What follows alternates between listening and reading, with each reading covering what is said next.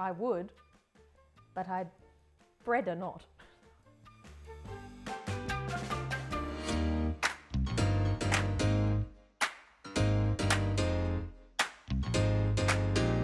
Morning everyone, my name's Georgia from MJ Harris Group, and today we're at day one of our Bayswater job.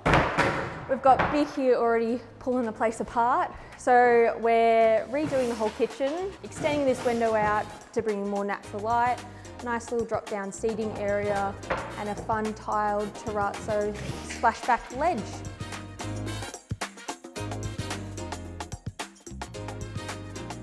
And we're back here checking in at our Bayswater job. So we've had the full demo and plaster has been redone for our ceiling, which is very exciting. We're having our joinery installed today. It's already been delivered. So if we come over here, this is it all in bits and pieces, a bit like a puzzle, but our joinery guys know what they're doing.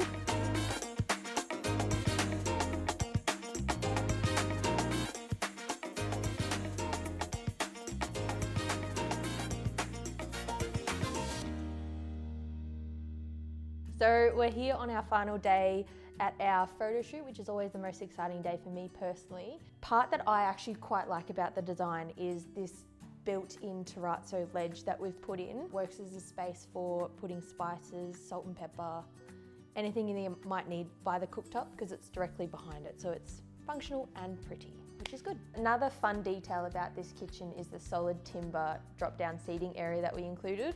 It's a nice anchor spot for the kitchen so you can sit and watch someone else cook while you don't do any of the work. So a lot of old terrace houses lack space.